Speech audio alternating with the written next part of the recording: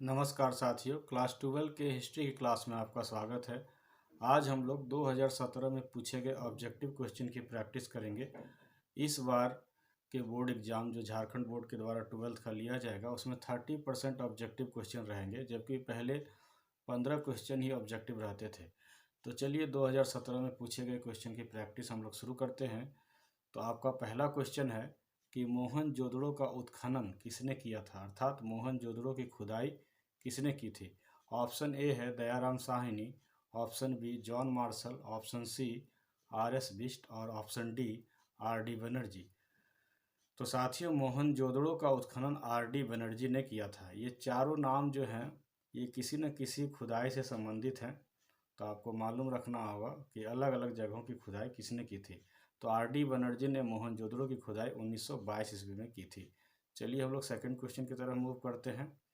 वेदों की संख्या कितनी है, 3, 4, 5 या 6। तो साथियों, आप लोग सबको जानते हैं कि वेदों की संख्या 4 है।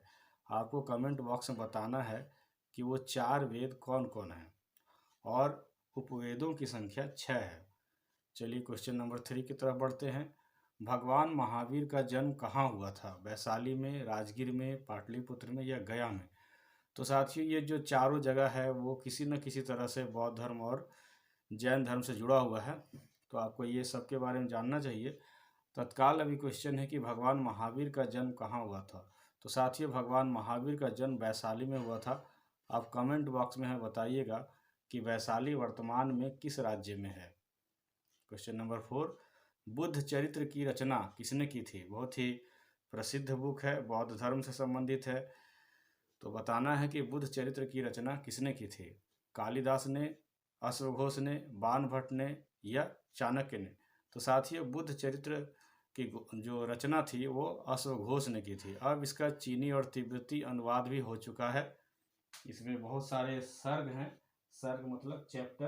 तो आपको बताना है कमेंट बॉक्स में कि ये इसमें कितने सर्ग हैं। क्वेश्चन नंबर 5, वंश के किस शासक को भारत, किस वंश के, यहाँ होना चाहिए किस वंश, सॉरी ये गुप्त वंश होना चाहिए। तो गुप्त वंश के किस शासक को भारत का नेपोलियन कहा जाता है, चंद्रगुप्त को, समुद्रगुप्त को, स्कंदगुप्त को या कुमारगुप्त को। तो साथियों, ये समुद्रगुप्त थे। समुद्रगुप्त भी नेपोलियन की तरह महान विजेता थे। क्वेश्चन नंबर 6, कबीर किनके शिष्य थे। तो कबीर एक भक्त कवि थे। और कबीर किनके शिष्य यह बताना है आपको। Option A Ramanuja, option B Nanak Dev ji, option C Shankaracharya, option D Ramanand. तो साथियों, कबीर जो थे वो रामानंद के शिष्य थे। कबीर के दोहे आप लोगों ने तो सुना ही होगा। क्वेश्चन नंबर 7, प्रसिद्ध विरूपाक्ष मंदिर कहाँ स्थित है, हम्पी में, चिदम्बरम में, बेलूर में या श्रीरंगम में। साथियों, विरूपाक्ष मंदिर भगवान शिव से संबंधित है और ये हम्पी में स्थित है। आपको ये बताना है कि हम्पी भारत के किस राज्य में स्थित है। क्वेश्चन नंबर 8, आयंगर व्यवस्था संबंधित था, किससे संबंधित था, मुगल साम्राज्य से, विजयनगर साम्राज्य से, बहमनी साम्राज्य से या दिल्ली सल्तनत से। साथ ही आयंगर व्यवस्था जो है वो पंचायती राज व्यवस्था का एक नमूना था। तो ये जो है विजयनगर से संबंधित है। क्वेश्चन नंबर 9, भारत में सुलह ए कुल की नीति। सुलह ए कुल, सुलह मतलब क्या होता है, समझौता, शांति, सभी में शांति, सभी संप्रदायों में शांति की नीति का प्रतिपादन किसने किया था। हुमायूं ने, अकबर ने, जहांगीर ने या औरंगजेब ने। तो औरंगजेब तो बिल्कुल नहीं हो सकता, बिल्कुल कट्टर था, आप जानते ही हैं। अकबर इस दिशा में बहुत इंटरेस्टेड था और हमारा आंसर भी होगा अकबर।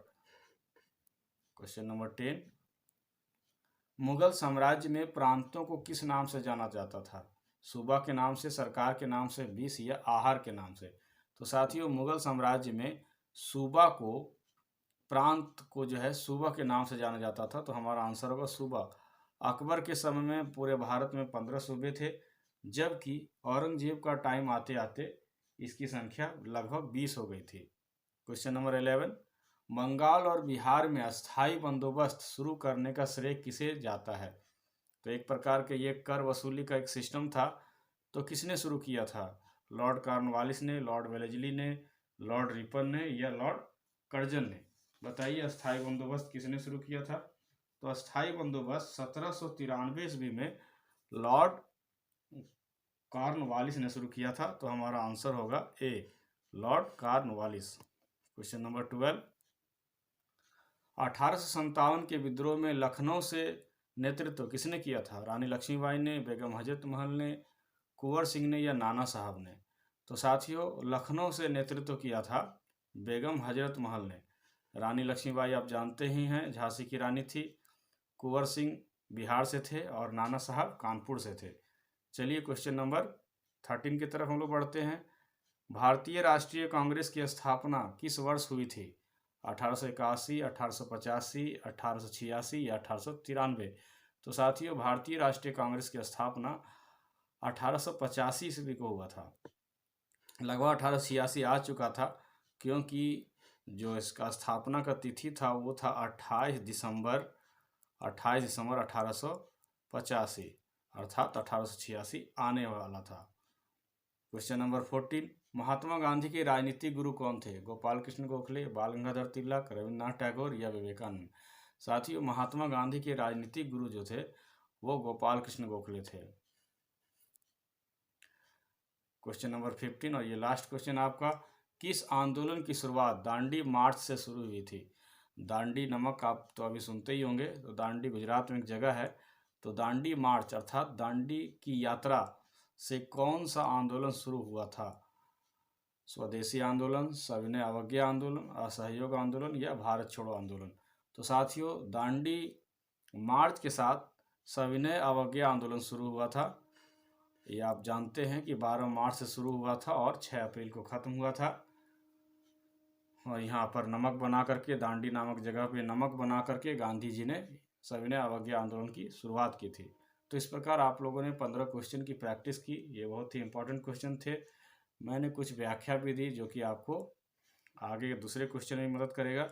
तो आपने पूरे वीडियो को देखा, इसके लिए थैंक यू। आप हमारे वीडियो को अगर अच्छा लगे तो लाइक, शेयर और कमेंट करना ना भूलें। तो मिलते हैं अगले वीडियो में, तब तक के लिए जय हिंद, जय भारत।